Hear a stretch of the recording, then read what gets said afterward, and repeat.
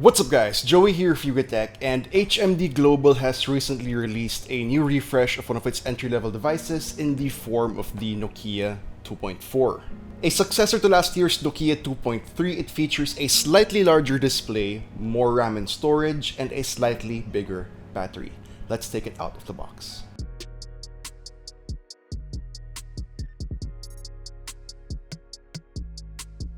Sliding off the cover reveals the Nokia 2.4 itself. Let's remove the plastic to get a better look.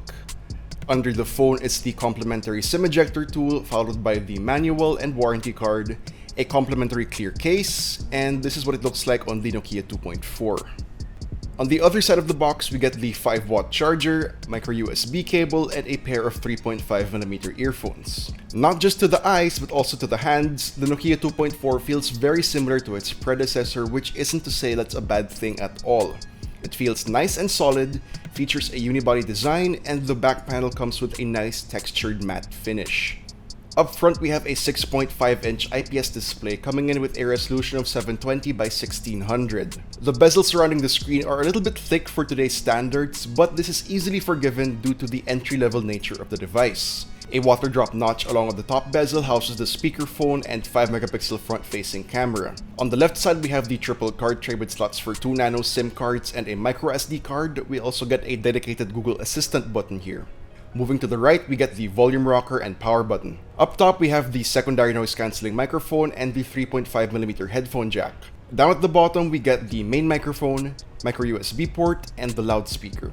Now finally, flipping it to the back, we get a dual rear camera module in the upper center consisting of a 13-megapixel main shooter, a 2-megapixel depth sensor, and of course an LED flash. Here we also get the capacitive fingerprint scanner and some more Nokia branding in the middle. Powering the Nokia 2.4 is a MediaTek Helio P22 chipset with a PowerVR GE8320 GPU along with 3GB of RAM and 64GB of internal storage. Running the software show is stock Android 10, which is thanks of course to Nokia's inclusion in Google's Android One program. According to HMD Global, an Android 11 update is already planned for 2021 for this device. Now for the battery, we get a 4500 mAh cell, which unfortunately only seems to support up to 10-watt charging, and to add insult to injury, only a 5-watt charger is included in the box. But overall, the Nokia 2.4 seems to be a solid run-of-the-mill entry-level phone that can provide users the absolute basics for a relatively low price. Sure, there are probably a lot of other phones in the 5,000 to 7,000 peso range that offer a lot more in terms of performance and cameras and display and things like that. However, after getting some hands-on time with the Nokia 2.4, its build quality and durability is something it has a definite advantage in. If you guys are interested, the Nokia 2.4 is priced at 6,990 pesos here in the Philippines. Now, what do you guys think about the Nokia 2.4? Let us know in the comments down below, and of course, be sure to let us know if you want to see a full review.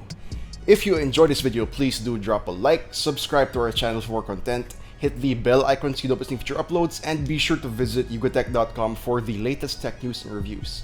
Again, this has been Joey, and I'll see you guys in the next one.